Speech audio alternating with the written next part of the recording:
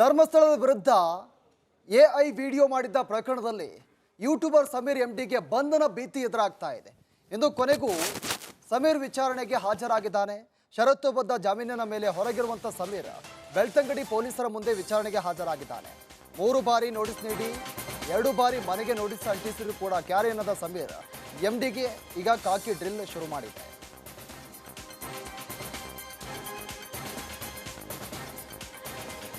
ಧರ್ಮಸ್ಥಳದಲ್ಲಿ ನೂರಾರು ಶವ ಹೂತಿದ್ದೇನೆ ಅಂತ ಆರೋಪ ಮಾಡಿದ್ದ ಮಾಸ್ಕ್ ಮ್ಯಾನ್ ಅನ್ನ ಎಸ್ಐಟಿ ಅಧಿಕಾರಿಗಳು ನಿನ್ನೆ ಬಂಧಿಸಿದ್ದಾರೆ.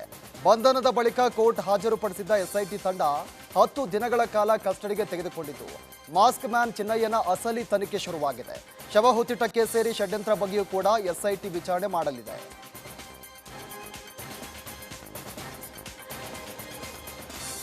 ಧರ್ಮಸ್ಥಳದ ಪ್ರಕರಣದಲ್ಲಿ ಕೊನೆಗೂ ಸತ್ಯ ಹೊರಬಂದಿದೆ ಅಂತ ಚಿಂತಕ ಚಕ್ರವರ್ತಿ ಸುಲೇಬೆಲೆ ಹೇಳಿದ್ದಾರೆ. ಬೆಂಗಳೂರಲ್ಲಿ ಮಾತನಾಡಿದ ಅವರು, ಮಾಸ್ಕ್ ಮ್ಯಾನ್ ಮುಖವಾಡ ಕಳಚಿ ಆಯಿತು, ಸುಜಾತ ಭಟ್ ಸುಳ್ಳು ಹೇಳಿದ್ದು ಅಂತ ಗೊತ್ತಾಯಿತು, ಎಲ್ಲ ಸತ್ಯ ಹೊರಬಂದಿದೆ. ಧರ್ಮಕ್ಷೇತ್ರಕ್ಕೆ ಕಳಂಕ ತಂದವರ ವಿರುದ್ಧ ತನಿಖೆಗೆ ಒತ್ತಾಯ ಹೆಚ್ಚಾಗಿದೆ ಅಂತ ಹೇಳಿದ್ದಾರೆ. ನಾನಂತೂ ಕಳೆದ ಅನೇಕ ತಿಂಗಳುಗಳಿಂದ ವರ್ಷಗಳಿಂದ ಈ ಕುರಿತಂತೆ ಜೊತೆಯಲ್ಲಿ ನಿಂತಿದ್ದೀನಿ. ಅನೇಕ ಬಾರಿ ಇದನ್ನು ಷಡ್ಯಂತ್ರ ಅಂತ ಹೇಳುವಂಥ, ಎದುರಾಳಿಗಳು ಹೇಳ್ತಿರೋದು ಸುಳ್ಳುಗಳು ಅಂತ ಹೇಳುವಂಥ ಪ್ರಯತ್ನ ಮಾಡಿದಾಗ ಅನೇಕರು ನಮ್ಮನ್ನೇ ಆಡ್ಕೊಳ್ತಾ ಇದ್ರು, ಟ್ರಾಲ್ ಮಾಡ್ತಾ ಇದ್ರು. ನಮ್ಮ ಪೇಜ್ಗಳಿಗೆ ಬಂದು ನನ್ನ ವಾಲ್ಗೆ ಬಂದು ತಮ್ಮ ಕೆಟ್ಟ ಭಾಷೆಯ ಮೂಲಕ ಕಾರಿಕೊಳ್ಳುವಂಥ ಪ್ರಯತ್ನ ಮಾಡ್ತಿದ್ರು. ಯಾವತ್ತೂ ಕೂಡ ನಮಗೆ ನಮ್ಮ ಧರ್ಮಶ್ರದ್ಧೆ ನಯಾ ಪೈಸೆಯಷ್ಟು ಆರಿರಲಿಲ್ಲ. ಆದರೆ ಇವತ್ತು ಎಷ್ಟು ಚೆನ್ನಾಗಾಗಿದೆ ಅಂತಂದರೆ, ಅಣ್ಣಪ್ಪ ಸ್ವತಃ ತಾನೇ ಮುಂದೆ ನಿಂತ ನಂತರ ಎಲ್ಲ ಬದಲಾವಣೆಗಳು ಬಂದಿವೆ. ಅದರ ಪರಿಣಾಮ ಹೆಂಗಿದೆ ಅಂತಂದ್ರೆ, ಇವತ್ತು ಆ ಅಜ್ಜಿ ಹೇಳಿದ್ದು ಸುಳ್ಳು ಅಂತ ಗೊತ್ತಾಗಿದೆ. SITನವರು ಮಾಸ್ಕ್ ಮ್ಯಾನ್ ಅನ್ನು ಕರ್ಕೊಂಡು ಹೋಗಿದ್ದಾರೆ. ಅವನು ಅನೇಕ ಸಂಗತಿಗಳನ್ನು ರಿವೀಲ್ ಮಾಡ್ತಾ ಇದ್ದಾನೆ. ಇವೆಲ್ಲವನ್ನು ನೋಡುವಾಗ ಅನ್ಸುತ್ತೆ ಜಯವಾಗಿದೆ. ಆದರೆ ಜಯ ಕಂಪ್ಲೀಟ್ ಆಗಲಿಲ್ಲ. ಈ ಜಯ ಕಂಪ್ಲೀಟ್ ಆಗೋದು ಯಾವಾಗ ಅಂತಂದರೆ, ಇದರ ಹಿಂದೆ ಇರುವಂಥ ಷಡ್ಯಂತ್ರ ಯಾರದ್ದು ಅಂತ ಗೊತ್ತಾದಾಗಲೇ ಕಂಪ್ಲೀಟ್ ಆಗೋದು. ಅಫ್ಕೋರ್ಸ್ ನನಗೆ ಗೊತ್ತಿದೆ, ನಾನು ಹೇಳಿದಾಗ ಇನ್ನೂ ನೀವು ನಂಬೋದಿಲ್ಲ. ಆದರೆ SIT ತನಿಖೆ ಈ ಷಡ್ಯಂತ್ರದ ಕುರಿತಂತೆಯೂ ನಡಿಬೇಕು. ಹಾಗೆ ನಡೀತು ಅಂತಂದರೆ ಅದಾಗುತ್ತೆ. ಷಡ್ಯಂತ್ರದ ಕುರಿತಂತೆ ತನಿಖೆ ಯಾವಾಗ ಮಾಡ್ತಾರೆ? ಹಿಂದೂಗಳು ಒಟ್ಟಾಗಿ ಆಗ್ರಹಿಸಿದಾಗ ಮಾತ್ರ. ನಾನಂತೂ ಪೊಲೀಸರ ಕರ್ತವ್ಯಕ್ಕೆ ಅಡ್ಡಿಪಡಿಸಿದ ಪ್ರಕರಣದಲ್ಲಿ ಮಹೇಶ್ ಶೆಟ್ಟಿ ತಿಮರೋಡಿಗೆ ನೋಟಿಸ್ ನೀಡುವ ಸಾಧ್ಯತೆ ಹೆಚ್ಚಿದೆ. ಮಹೇಶ್ ಶೆಟ್ಟಿ ತಿಮರೋಡಿ, ಗಿರೀಶ್ ಮಠಣ್ಣನವರ್, ಜಯಂತ್ ಸೇರಿ ಹಲವರಿಗೆ ಶೀಘ್ರದಲ್ಲೇ ನೋಟಿಸ್ ನೀಡುವ ಸಾಧ್ಯತೆ ಇದೆ.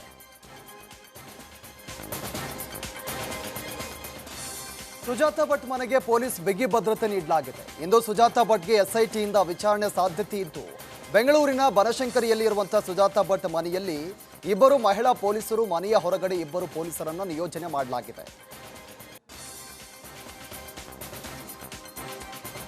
ಧರ್ಮಕ್ಷೇತ್ರಗಳ ಒಂದು ಉಳಿವಿಗೆ ಹಿಂದೂ ಸಮುದಾಯ ಒಂದಾಗಿದೆ. ಬೆಂಗಳೂರಿನ ಫ್ರೀಡಂ ಪಾರ್ಕ್ನಲ್ಲಿ ಬೃಹತ್ ಹೋರಾಟ ನಡೆಸ್ತಾ ಇದ್ದು, ಧರ್ಮಸ್ಥಳ ಕ್ಷೇತ್ರದ ವಿರುದ್ಧ ಬುರುಡೆ ಗ್ಯಾಂಗ್ ಷಡ್ಯಂತ್ರದ ವಿರುದ್ಧ ಸಿಡಿದೆದ್ದಿದೆ. ದೇವಸ್ಥಾನ, ಮಠ, ಮಂದಿರಗಳ ಉಳಿವಿಗಾಗಿ ಧರ್ಮ ಸಂರಕ್ಷಣಾ ಸಮಾವೇಶ ನಡೆಸಲಾಗ್ತಾ ಇದೆ. ಈ ಪ್ರಕರಣವನ್ನು ಸುಳ್ಳು ಸೃಷ್ಟಿಸಿ ಪ್ರತಿಯೊಬ್ಬರ ಮನಸ್ಸಿನಲ್ಲಿ ಅದನ್ನು ಸತ್ಯ ಅನ್ನೋ ರೀತಿ ಬಿಂಬಿಸಿ ಮಾಡೋದರ ಹಿಂದೆ ಕೇವಲ ಕರ್ನಾಟಕದ ಕೆಲವು ಕಿಡಿಗೇಡಿಗಳು ಇದ್ದಾರೆ ಅಂತ ಹೇಳಿ ನನಗನ್ಸೋದಿಲ್ಲ. ಇದರ ಹಿಂದೆ ಅಂತಾರಾಷ್ಟ್ರೀಯ ಜಾಲ ಇದೆ. ಇದಕ್ಕೆ ಶಕ್ತಿಯನ್ನು ತುಂಬುವಂತಹ ಕೆಲಸ ಈ ಕಾಂಗ್ರೆಸ್ ಆಡಳಿತದಲ್ಲಿ ನಡೆದಿದೆ. ಮುಖ್ಯಮಂತ್ರಿಗಳ ಸುತ್ತಮುತ್ತ ಇರುವಂತಹ ಲೆಫ್ಟಿಸ್ಟ್ ವಿಚಾರಧಾರೆಯ ಜನರು ಏನಿದ್ದಾರೆ, ನನಗೆ ಅನಿಸುತ್ತೆ ಮುಖ್ಯಮಂತ್ರಿಯ ಕಾರ್ಯಾಲಯದಲ್ಲಿನೇ ಇಂತಹ ಷಡ್ಯಂತ್ರದ ಪಾಲುದಾರಿಕೆ ಇರುವಂತಹ ವ್ಯಕ್ತಿಗಳು ಅಲ್ಲಿದ್ದಾರೆ. ಇವತ್ತು ಈವನ್ ಕಾನೂನಾತ್ಮಕವಾಗಿ SITಯನ್ನು ಸ್ಥಾಪನೆ ಮಾಡಿದ ತಕ್ಷಣ ನಾವು ಸ್ವಾಗತ ಮಾಡಿದ್ವಿ. ಯಾಕೆ ಅಂದರೆ, ನಾವು ವಿರೋಧ ಮಾಡಿದ ತಕ್ಷಣ ಮತಾಂಧರು ಅಂತ ಹೇಳಿ ನಮ್ಮನ್ನು ಬಿಂಬಿಸುವಂತಹ ಷಡ್ಯಂತ್ರ ಇತ್ತು ಅಂತ. ಆದರೆ SITಯನ್ನು ಸ್ವಾಗತ ಮಾಡಿದ್ವಿ ಅಂದ ತಕ್ಷಣ SIT ಮಾಡಿರುವಂತಹ ಎಲ್ಲೋ ತಪ್ಪುಗಳನ್ನು ನಾವು ಒಪ್ಕೊಂಡಿದ್ದೀವಿ ಅಂತ ಅಲ್ಲ. ಒಂದು ಇನ್ವೆಸ್ಟಿಗೇಷನ್ ಪ್ರೊಸೀಜರ್ ಹೇಗೆ ಇರಬೇಕು ಅಂತ ಹೇಳಿ CRPC ಹೇಳುತ್ತೆ, BNS ಹೇಳುತ್ತೆ. ಈ ಒಟ್ಟಾರೆ ಪ್ರಕರಣವನ್ನು ಈ ಸರ್ಕಾರ, ಗೃಹ ಇಲಾಖೆ, ಪೊಲೀಸ್ ಇಲಾಖೆ ನಿಭಾಯಿಸಿದ್ದನ್ನು ನೋಡಿದಾಗ ಇವರು ಎಲ್ಲಿಯೂ ಕೂಡ ಕಾನೂನು ಪ್ರಕ್ರಿಯೆಯನ್ನು ಎಲ್ಲಿಯೂ ಕೂಡ ಪಾಲಿಸಿಲ್ಲ. ಈ ಪ್ರಕರಣ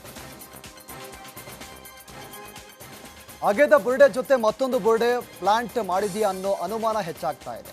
ಧರ್ಮಸ್ಥಳದ ಒಂದು ನಿಗೂಢ ಜಾಗದಲ್ಲಿ ಬುರುಡೆ ಪ್ಲಾಂಟ್ ಮಾಡಿದ್ದು, ಗ್ಯಾಂಗ್ ಈ ಬಗ್ಗೆ ಮಾಹಿತಿ ನೀಡಿತ್ತು. ಅದೇ ಜಾಗ ಉತ್ಖನನ ವೇಳೆ ತೋರಿಸಲು ಪ್ಲಾನ್ ಕೂಡ ಮಾಡಲಾಗಿತ್ತು ಎಂಬ ಶಂಕೆ ಇದೆ. ಹೀಗಾಗಿ ಅದರ ಬಗ್ಗೆಯೂ ಕೂಡ SIT ಮಾಹಿತಿಯನ್ನು ಸಂಗ್ರಹ ಮಾಡ್ತಾ ಇದೆ.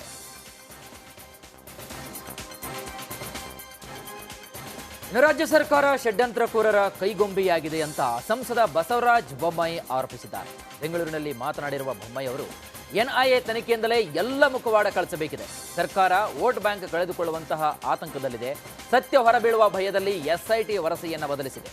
ಎನ್ಐಎಗೆ ಷಡ್ಯಂತ್ರದ ಕೇಸನ್ನು ಹಸ್ತಾಂತರಿಸುವಂತೆ ಮಾಜಿ ಸಿಎಂ ಬೊಮ್ಮಾಯಿ ಆಗ್ರಹಿಸಿದ್ದಾರೆ.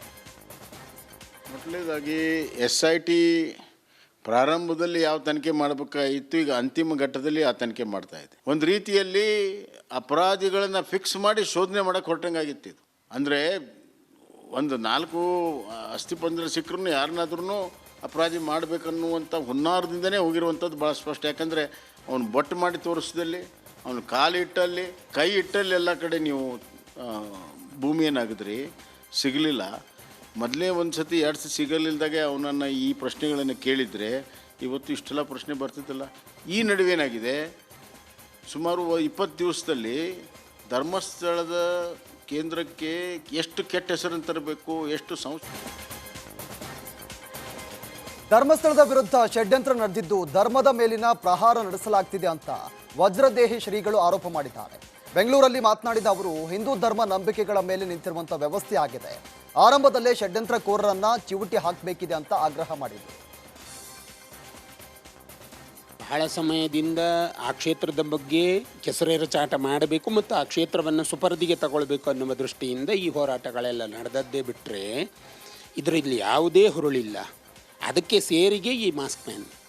ಈಗ ಮಾಸ್ಕ್ ಮ್ಯಾನ್ ಏನು ಬಂದಿದ್ದಾನೆ, ನಮಗನ್ನಿಸ್ತದೆ ಇದು ಅಂತ್ಯ. ಎಲ್ಲಿಂದ ಆರಂಭ ಆಗಿದೆಯೋ ಆ ಆರಂಭ ಕಾಲಘಟ್ಟವನ್ನು ನಾವು ಗಮನಿಸಿದಾಗ ಯಾವುದೇ ಹುರುಳಿಲ್ಲ ಎನ್ನುವುದನ್ನು ಜಾಹೀರಾಗಿ ನಾವು ಹೇಳಿಕೊಂಡವರು ಆರಂಭದಿಂದಲೂ ಕೂಡ. ಮತ್ತು ನಾವು ಇದಕ್ಕೆ ಪ್ರವೇಶ ಮಾಡಿ ಧುಮುಕಿದೆವು, ನಾವು ಹೇಳಿದೆವು, ಇದರಲ್ಲಿ ಯಾವುದೇ ಸತ್ಯ ಇಲ್ಲ. ಹಾಗಿರುವುದರಿಂದ ಜನ ನಂಬಬಾರ್ದು ಇದನ್ನು. ಇದು ನಂಬುವ ವಿಷಯನೇ ಅಲ್ಲ. ಯಾಕೆ ಅಂತಂದರೆ ಇದು ಮಹಾಕ್ಷೇತ್ರ, ಪುರಾಣ ಪ್ರಸಿದ್ಧ, ಐತಿಹಾಸಿಕ, ಇತಿಹಾಸದ ದೃಷ್ಟಿಯಿಂದಲೂ ಅದರ ಮೇಲೆ ಬಹಳ ಬೆಳಕು ಚೆಲ್ಲಿದೆ. ಆ ದೃಷ್ಟಿಯಿಂದ ಇನ್ನು ಧರ್ಮಸ್ಥಳ ವಿರುದ್ಧ ಅಪಪ್ರಚಾರವನ್ನು ಖಂಡಿಸಿ ಗಂಗಾವತಿಯಲ್ಲಿ ಮಂಜುನಾಥನ ಭಕ್ತರು ಬೃಹತ್ ಹೋರಾಟವನ್ನು ನಡೆಸಿದ್ದಾರೆ. ಶ್ರೀಕೃಷ್ಣ ದೇವರಾಯ ಸರ್ಕಲ್ನಲ್ಲಿ ಷಡ್ಯಂತ್ರ ಮಾಡ್ತಾ ಇರುವವರ ವಿರುದ್ಧ ಘೋಷಣೆಯನ್ನು ಕೂಗಿದ್ರು. ಧರ್ಮಸ್ಥಳ ವಿರೋಧಿಗಳಿಗೆ ಧಿಕ್ಕಾರವನ್ನು ಕೂಡ ಕೂಗಿ ಕಿಡಿಕಾರಿದ್ದಾರೆ. ಇವರ ಉದ್ದೇಶ ಹಿಂದೂ ಧರ್ಮಕ್ಷೇತ್ರಗಳನ್ನ ಟಾರ್ಗೆಟ್ ಮಾಡೋದಾಗಿದೆ. ನಿಮಗೆಲ್ಲ ಗೊತ್ತಿದೆ, ಈಗ ಸುಮಾರು ಹತ್ತತ್ರ ಒಂದು 25-30 ದಿವಸದಿಂದ ಏನೆಲ್ಲ ನಡೀತಾ ಇದೆ ಬೆಳವಣಿಗೆ ಅಂತ. ನಾವು ಭಕ್ತಾದಿಗಳು ಕೂಡ ಸುಮ್ಮನೆ ಇದ್ವಿ, ಇವರು ಎಷ್ಟರ ಮಟ್ಟಿಗೆ ನಡೆಸ್ತಾರೆ ಅಂತ ನೋಡ್ಕೊಂತ ಇದ್ದೀವಿ. ಆದ್ರೆ ಇದು ಒಂದು ಅತಿರೇಕಕ್ಕೆ ಹೋಯ್ತು. ಇದರ ಹಿಂದೆ ಒಂದು ದೊಡ್ಡ ಕೈವಾಡನೇ. ಇವರ ಉದ್ದೇಶ ಹಿಂದೂ ಧರ್ಮಕ್ಷೇತ್ರಗಳನ್ನ ಟಾರ್ಗೆಟ್ ಮಾಡೋದಾಗಿದೆ. ನಿಮಗೆಲ್ಲ ಗೊತ್ತಿದೆ, ಈಗ ಸುಮಾರು ಹತ್ತತ್ರ ಒಂದು 25-30 ದಿವಸದಿಂದ ಏನೆಲ್ಲ ನಡೀತಾ ಇದೆ ಬೆಳವಣಿಗೆ ಅಂತ. ನಾವು ಭಕ್ತಾದಿಗಳು ಕೂಡ ಸುಮ್ಮನೆ ಇದ್ವಿ, ಇವರು ಎಷ್ಟರ ಮಟ್ಟಿಗೆ ನಡೆಸ್ತಾರೆ ಅಂತ ನೋಡ್ಕೊಂತ ಇದ್ದೀವಿ. ಆದ್ರೆ ಇದು ಒಂದು ಅತಿರೇಕಕ್ಕೆ ಹೋಯ್ತು.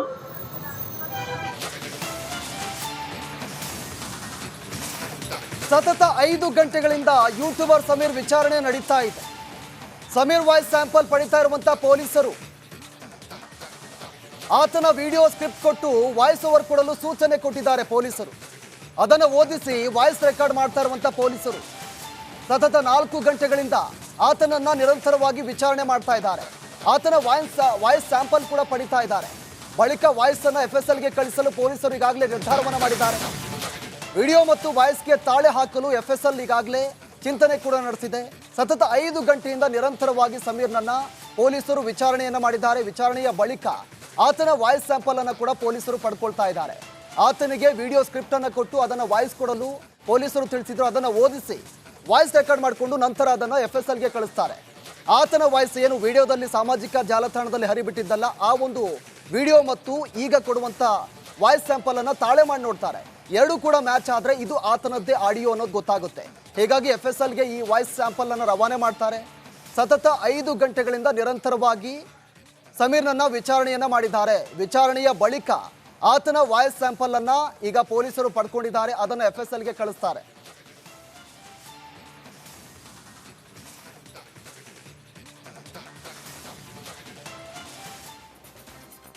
ಇನ್ನುಳಿದ ಟಾಪ್ 30 ಸುದ್ದಿಗಳನ್ನು ಒಂದೊಂದಾಗಿ ನೋಡ್ತಾ ಹೋಗೋಣ. ಬೆಳಗಾವಿಯಲ್ಲಿ ಮಾರ್ಕಂಡೆಯ ನದಿ ಅಬ್ಬರಕ್ಕೆ ರೈತರು ಕಂಗಾಲಾಗಿದ್ದಾರೆ. ಎರಡನೆಯ ಬಾರಿ ಮಾರ್ಕಂಡೆಯ ನದಿ ಉಕ್ಕಿ ಹರಿತಾ ಇದ್ದು ನದಿ ಪಾತ್ರದ ರೈತರು ಸಂಕಷ್ಟಕ್ಕೆ ಈಡಾಗಿದ್ದಾರೆ. ನದಿಯ ಒಳಹರಿವು ಹೆಚ್ಚಿದ ಪರಿಣಾಮ ನದಿ ಪಾತ್ರದ ಭತ್ತ, ಕಬ್ಬಿನ ಗದ್ದೆಗಳು ಸಂಪೂರ್ಣವಾಗಿ ಜಲಾವೃತಗೊಂಡಿವೆ. ಬೆಳಗಾವಿ ತಾಲೂಕಿನ ಅಂಬೇವಾಡಿ, ಹಿಂಡಲಗ, ಕಂಗ್ರಾಳಿ ಸೇರಿ ಹಲವಾರು ಗ್ರಾಮಗಳು ಇದೀಗ ಜಮೀನಿನಲ್ಲಿ ಬೆಳೆಯನ್ನ ಸಂಪೂರ್ಣವಾಗಿ ಜಲಾವೃತವಾಗಿದ್ದು, ಹೀಗಾಗಿ ಕೃಷಿ ಇಲಾಖೆ ಅಧಿಕಾರಿಗಳು ಸಮೀಕ್ಷೆಯನ್ನ ನಡೆಸಿ ಸೂಕ್ತ ಪರಿಹಾರವನ್ನು ನೀಡುವಂತೆ ರೈತರು ಒತ್ತಾಯ ಮಾಡ್ತಾ ಇದ್ದಾರೆ. ಮಹಾರಾಷ್ಟ್ರದ ಉಜ್ಜನಿ ವೀರ ಜಲಾಶಯದಿಂದ ಭಾರೀ ಪ್ರಮಾಣದ ನೀರು ಬಿಡಲಾಗ್ತಾ ಇದೆ. ಇದರಿಂದಾಗಿ ಯಾದಗಿರಿಯ ಗುರುಸಣಗಿ ಬ್ರಿಡ್ಜ್ ಕಮ್ ಬ್ಯಾರೇಜ್ ತುಂಬಿ ತುಳುಕ್ತಾ ಇದೆ. ಭೀಮಾ ನದಿಗೆ ಬರೋಬ್ಬರಿ 1,60,000 ಕ್ಯೂಸೆಕ್ ನೀರು ರಿಲೀಸ್ ಮಾಡಲಾಗಿದೆ. ಇದರಿಂದಾಗಿ 35 ಹಳ್ಳಿಗಳಿಗೆ ಪ್ರವಾಹದ ಭೀತಿ ಎದುರಾಗ್ತಾ ಇದೆ.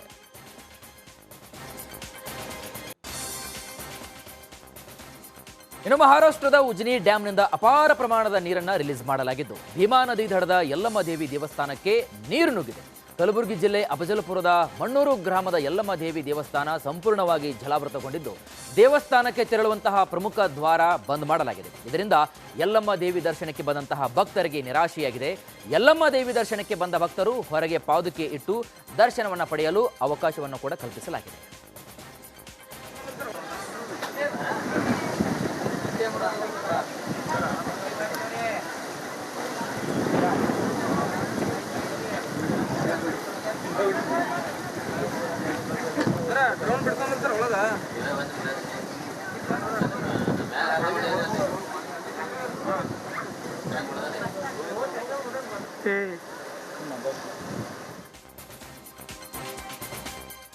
ಮಹಾರಾಷ್ಟ್ರದಲ್ಲಿ ಭಾರೀ ಮಳೆಯಾಗ್ತಾ ಇದ್ದು ನಾರಾಯಣಪುರ ಡ್ಯಾಂಗೆ ಒಳಹರಿವು ಹೆಚ್ಚಾಗಿದೆ.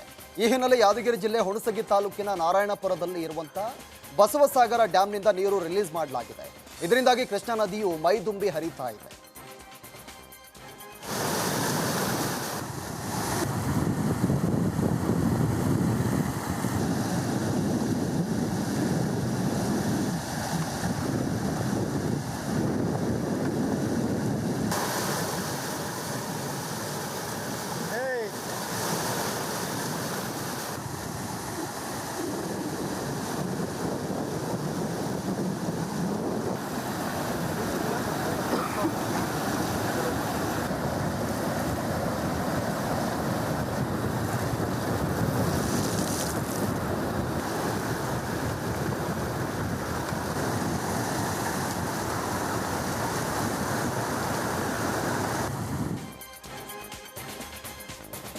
ಇನ್ನು ಮಹಾರಾಷ್ಟ್ರದ ಉಜ್ನಿ ಜಲಾಶಯದಿಂದ ನೀರನ್ನು ರಿಲೀಸ್ ಮಾಡಲಾಗಿದ್ದು ಕಲಬುರಗಿ ಜಿಲ್ಲೆ ಅಫಜಲಪುರದ ಸೊಬ್ಬ ಬ್ಯಾರೇಜ್ಗೆ ಒಳಹರಿವು ಹೆಚ್ಚಾಗಿದೆ.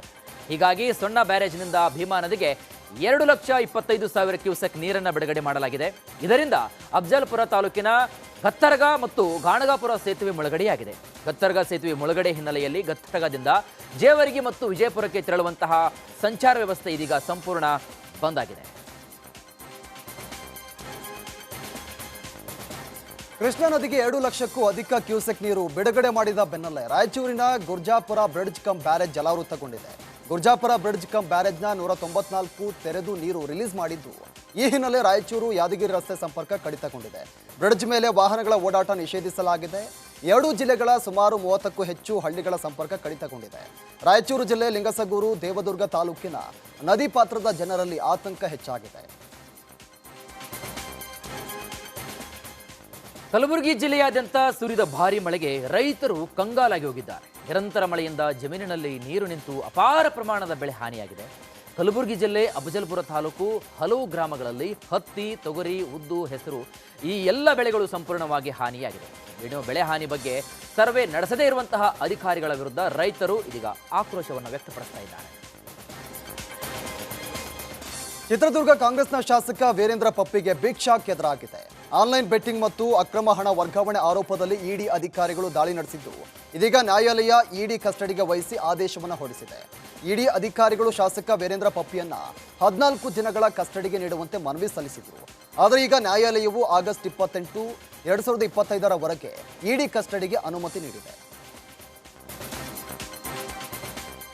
ಚಿತ್ರದುರ್ಗ ಜಿಲ್ಲೆ ಚಳ್ಳಕೆರೆಯ ಹಳೆ ಟೌನ್ನಲ್ಲಿರುವಂತಹ ಪಪ್ಪಿ ಮನೆ ಜನರೆಲ್ಲ ಇದೀಗ ಬಿಕೋ ಅಂತ ಇದೆ.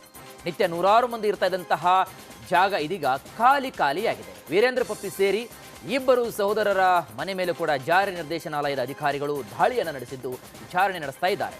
ಈ ಮಧ್ಯೆ ಶಾಸಕ ಮನೆ ಇದೀಗ ಸಂಪೂರ್ಣವಾಗಿ ಖಾಲಿ ಹೊಡಿತಾ ಇದೆ.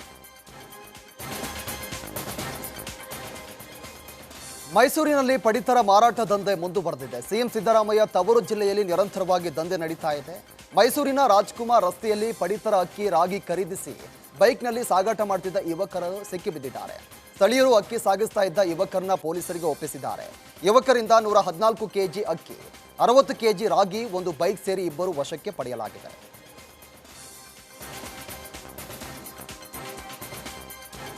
ಕೋಲಾರ ತಾಲೂಕಿನ ಅಬ್ಬಣಿಕೆರೆ ಅರಣ್ಯ ಪ್ರದೇಶದಲ್ಲಿ ಭಾರೀ ಹೈಡ್ರಾಮಾ ನಡೆದು ಹೋಯಿತು. ಒತ್ತುವರಿ ತೆರವು ಮಾಡಿದಂತಹ ಅರಣ್ಯ ಪ್ರದೇಶಕ್ಕೆ ರೈತರು ಎಂಟ್ರಿ ಕೊಟ್ಟಿದ್ರು. ನೂರಾರು ರೈತರಿಂದ ತೆರವು ಮಾಡಿದ್ರು. ಇದೀಗ ಪ್ರದೇಶದಲ್ಲಿ ಉಳುಮೆ ಮಾಡಲು ಮುಂದಾಗಿದ್ದಾರೆ. ಈ ವೇಳೆ ಆಮ್ ಆದ್ಮಿ ಪಕ್ಷದ ಕಾರ್ಯಕರ್ತರು ರೈತರಿಗೆ ಸಾಥ್ ಕೊಟ್ಟಿದ್ರು. ಸ್ಥಳದಲ್ಲಿ ಅಡುಗೆ ಮಾಡಿ ಉಳುಮೆ ಮಾಡಿದರು. ಸ್ಥಳಕ್ಕೆ ಅರಣ್ಯ ಇಲಾಖೆಯ ಸಿಬ್ಬಂದಿ ಹಾಗೂ ಪೊಲೀಸರು ಭೇಟಿ ನೀಡಿದ್ದು, ಈ ವೇಳೆ ರೈತರು ಹಾಗೂ ಪೊಲೀಸರ ನಡುವೆ ಮಾತಿನ ಚಕಮಕಿ ಕೂಡ ನಡೆದು ಹೋಯಿತು. ಪಶ್ಚಿಮ ಘಟ್ಟಗಳ ಪ್ರದೇಶಗಳಲ್ಲಿ ಧಾರಾಕಾರ ಮಳೆ ಹಿನ್ನೆಲೆ ಬೆಳಗಾವಿ ಜಿಲ್ಲೆ ಹಿಡಕಲ್ ಜಲಾಶಯದಿಂದ ಘಟಪ್ರಭಾ ನದಿಗೆ ನೀರು ಬಿಡುಗಡೆ ಮಾಡಲಾಗಿದೆ. ಇದರಿಂದ ಹಿರಣ್ಯಕೇಶಿ ನದಿಯಲ್ಲಿ ನೀರಿನ ಹರಿವು ಹೆಚ್ಚಾಗಿದೆ. ಗೋಕಾಕ್ ಜಲಪಾತಕ್ಕೆ ಮತ್ತೊಮ್ಮೆ ಜೀವ ಕಳೆ ಬಂದಿದ್ದು ಜಲಪಾತವ ಮೈದುಂಬಿ ಹರಿತಾ ಇದೆ. ನಯನ ಮನೋಹರ ದೃಶ್ಯ ನೋಡಲು ಫಾಲ್ಸ್ನತ್ತ ಪ್ರವಾಸಿಗರ ದಂಡು ಹರಿದು ಬರ್ತಾ ಇದೆ.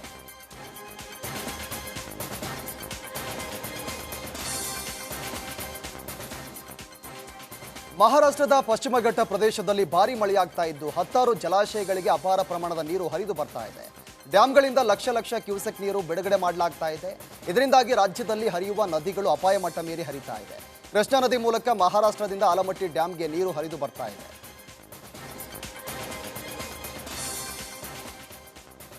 ಜಮ್ಮು ಕಾಶ್ಮೀರದಲ್ಲಿ ಮಳೆ ಅಬ್ಬರ ಜೋರಾಗಿದೆ. ಪಠಾನ್ಕೋಟ್ನಲ್ಲಿ ನಿರಂತರ ಮಳೆ, ಮನೆ ಅಪಾರ್ಟ್ಮೆಂಟ್ಗಳು ಇದೀಗ ಸಂಪೂರ್ಣವಾಗಿ ಜಲಾವೃತವಾಗಿವೆ. ಮಳೆ ರೌದ್ರ ರೂಪಕ್ಕೆ ಜನಜೀವನ ಅಸ್ತವ್ಯಸ್ತವಾಗಿದೆ. ಅಪಾರ್ಟ್ಮೆಂಟ್ಗಳಲ್ಲಿ ನೀರು ನುಗ್ಗಿದ್ದು 50ಕ್ಕೂ ಹೆಚ್ಚು ಜನರನ್ನ ಎನ್ಡಿಆರ್ಎಫ್ ಸಿಬ್ಬಂದಿ ಬೋಟ್ಗಳನ್ನು ಬಳಸಿ ರಕ್ಷಣೆ ಮಾಡಿದೆ.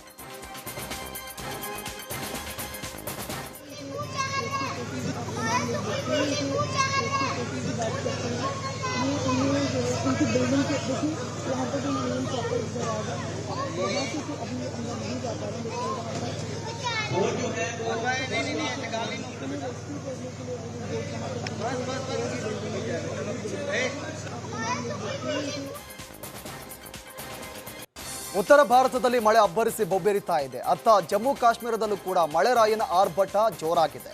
ಮಳೆಯ ರೌದ್ರ ನರ್ತನಕ್ಕೆ ಕತುವಾದಲ್ಲಿರುವಂತಹ ಸಹಾರಾ ಸೇತುವೆ ಕುಸಿದಿದ್ದು ಯಾವುದೇ ಕ್ಷಣದಲ್ಲಾದರೂ ಕೂಡ ಕುಸಿದು ಬೀಳಲಿದೆ. ನದಿ ರಭಸವಾಗಿ ಹರಿತಾ ಇದ್ದು ನದಿ ಪಾತ್ರದ ಜನರನ್ನ ಸುರಕ್ಷಿತ ಸ್ಥಳಗಳಿಗೆ ಸ್ಥಳಾಂತರಿಸಲಾಗಿದೆ.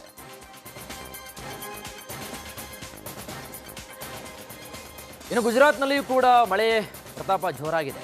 ಸಬರಮತಿ ನದಿಗೆ 26,000 ಕ್ಯೂಸೆಕ್ ನೀರು ಬಿಡಲಾಗಿದ್ದು ಅಹಮದಾಬಾದ್ನಲ್ಲಿ ಪ್ರವಾಹದ ಭೀತಿ ಹೆಚ್ಚಾಗಿದೆ. ನದಿ ಪಾತ್ರದ ಗ್ರಾಮಗಳು ಜಲಾವೃತವಾಗಿದ್ದು ಜನಜೀವನ ಅಸ್ತವ್ಯಸ್ತವಾಗಿದೆ. ರಾಜಸ್ಥಾನದಲ್ಲಿಯೂ ಕೂಡ ಮಳೆ ಉಗ್ರ ಸ್ವರೂಪವನ್ನು ತಾಳಿದೆ. ಜೈಪುರ, ದೌಸದಲ್ಲಿ ಗ್ರಾಮಗಳೇ ಮಳೆಗೆ ಆಪೋಷಣವಾಗಿದೆ. ಕೆಲವು ಭಾಗಗಳಲ್ಲಿ ಧಾರಾಕಾರ ಮಳೆಯಿಂದಾಗಿ ಜನಜೀವನ ಸಂಪೂರ್ಣವಾಗಿ ಅಸ್ತವ್ಯಸ್ತಗೊಂಡಿದ್ದು ಇಬ್ಬರು ಮಹಿಳೆಯರು ಸಾವನ್ನಪ್ಪಿದ್ದಾರೆ. ಅಲ್ಲದೆ ನೂರಾರು ಜನರನ್ನ ಸುರಕ್ಷಿತ ಪ್ರದೇಶಗಳಿಗೆ ಸ್ಥಳಾಂತರಿಸಲಾಗಿದೆ.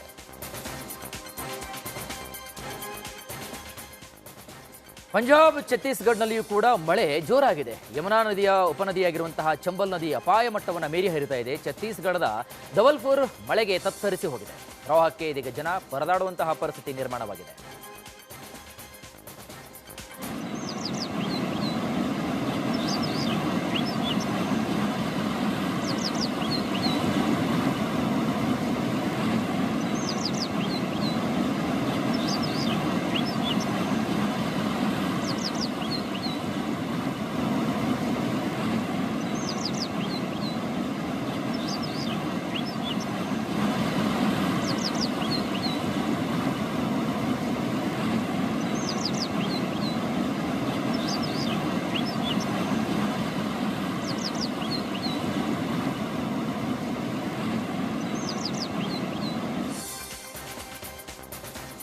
ಉತ್ತರಾಖಂಡದಲ್ಲೂ ಕೂಡ ಮಳೆ ರೌದ್ರ ನರ್ತನ ನಿಲ್ಲುವ ಲಕ್ಷಣ ಕಾಣ್ತಾ ಇಲ್ಲ. ಮೊನ್ನೆ ಭೀಕರ ಮೇಘಸ್ಫೋಟದಿಂದ ನಲಿಗೆ ಹೋಗಿರುವಂತಹ ತರಾಲಿ ಚಮೋಲಿಯಲ್ಲಿ ಈಗ ಭಾರೀ ಮಳೆ ಸುರಿತಾ ಇದೆ. ಅಲ್ಲಲ್ಲಿ ಭೂಕುಸಿತವಾಗಿದ್ದು ರಸ್ತೆ ಸಂಚಾರ ಬಂದ್ ಆಗಿದೆ. ಚಮೋಲಿಯಲ್ಲಿ ಭೂಕುಸಿತಕ್ಕೆ ಕನಿಷ್ಠ 6 ಜನ ಗಂಭೀರವಾಗಿ ಗಾಯಗೊಂಡಿದ್ದಾರೆ. ಚಿಕಿತ್ಸೆಗಾಗಿ ಬಂದಿದ್ದ ಆಂಬ್ಯುಲೆನ್ಸ್ ಮೇಲೂ ಕೂಡ ಬಂಡೆಗಳು ಬಿದ್ದಿವೆ. ರಸ್ತೆ ಮೇಲೆ ಬೃಹತ್ ಗಾತ್ರದ ಕಲ್ಲು ಮಣ್ಣು ಬಿದ್ದು ಸದ್ಯ ಜೆಸಿಬಿಗಳ ಮೂಲಕ ರಸ್ತೆ ದುರಸ್ತಿ ಕಾರ್ಯ ನಡೆಸಲಾಗ್ತಾ ಇದೆ.